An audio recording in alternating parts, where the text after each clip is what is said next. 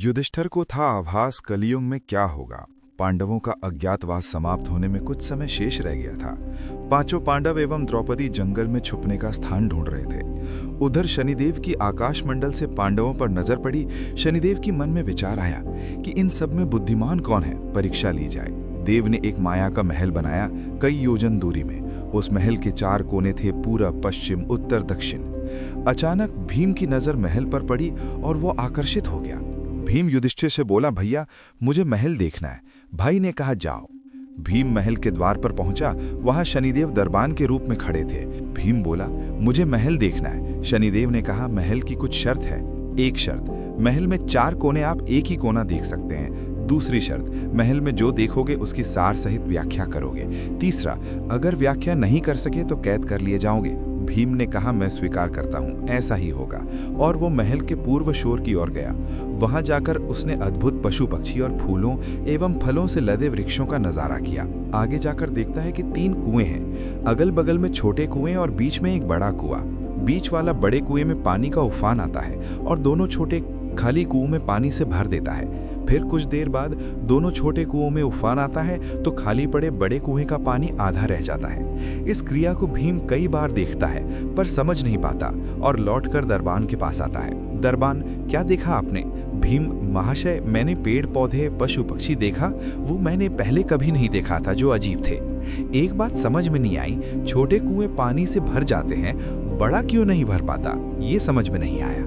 दरबान बोला, आप शर्त के अनुसार बंदी हो गए हैं, और बंदी घर में बिठा दिया गया। अर्जुन आया, बोला, मुझे महल देखना है। दरबान ने शर्त बता दी और अर्जुन पश्चिम वाले शोर की तरफ चला गया। आगे जाकर अर्जुन क्या देखता है कि एक खेत में 2 फसल उग रही थी। एक तरफ बाजरे की फसल, दूसरी तरफ मक्का की फसल। बाजरे के पौधे से मक्का निकल रही तथा मक्के के पौधे से बाजरी निकल रही थी। अजीब लगा, कुछ समझ नहीं आया, वापस द्वार पर आ गया। दरबान ने पूछा, क्या देखा? अर्जुन बोला, महाशय सब कुछ देखा पर बाजरा और मक्का की बात समझ में नहीं आई। देव ने कहा, शर्त के अनुसार आप बंदी हैं।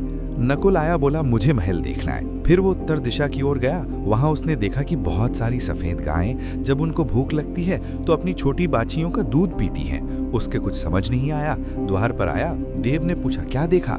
नकुल बोला, महाशय गायें बाछियों का दूध पीती हैं, ये समझ नहीं आया। तब उसे भी बंदी बना लिया। सहदेव आया, बोला, मुझे महल देखना है, और वो दक्षिण दिशा की ओर गया। अंतिम कोना देखने के लिए क्या देखता है, वहां पर एक सोने की बड़ी शिला एक चांदी के सिक्के पर टिकी हुई, डगमग डोले पर गिरे नहीं, छूने पर भी वैसी ही रहती है। समझ नहीं आया। वो वापस द्वार पर आ गया और बोला, सोने की शिला की बात समझ में नहीं आई। तब वो भी बंदी हो गया। चारों भाई बहुत देर से नहीं आए। तब युधिष्ठिर को चिंता हुई। वो भी द्रौपदी सहित महल में गए। भाइयों के लिए पूछा, तब दरबार ने बताया वो शर्त अनुसार बंदी है। युधिष्ठिर बोला, भीम तुमने क्या देखा? भीम ने कुएं के बारे में बताया। तब युधिष्ठिर ने कहा, ये कलयुग में होने वाला है। एक बाप 2 बेटों का पेट तो भर देगा, परंतु 2 बेटे मिलकर एक बाप का पेट नहीं भर पाएगा। भीम को छोड़ दिया। अर्जुन से पूछा, तुमने क्या देखा? उसने फसल के बारे में बताया। युधिष्ठिर ने कहा, यह भी कलयुग में होने वाला है। वंश परिवर्तन, अर्थात ब्राह्मण के घर बनिए की लड़की और बनिए के घर शूद्र की लड़की ब्याही जाएगी। अर्जुन भी छूट गया। नकुल से पूछा, तुमने क्या देखा? तब उसने गाय का वृत्तांत बताया। तब युधिष्ठिर ने कहा, कल युग में माताएं अपनी बेटियों के घर में पलेंगे, बेटी का दाना खाएंगे और बेटे सेवा नहीं करेंगे। तब नकुल भी छूट गया। सहदेव से पूछा, तुमने क्या देखा? उसने सोने की शिला का वृत्तांत बताया। तब युधिष्ठिर बोले, कल युग में पाप धर्म को दबाता रहेगा, परंतु धर्म फिर भी जिंदा रहेगा, खत्म नहीं होगा। आज के कलयुग में ये सारी बातें सच साबित हो रही हैं। बहुत शोध करने के बाद आपके समक्ष रखा है।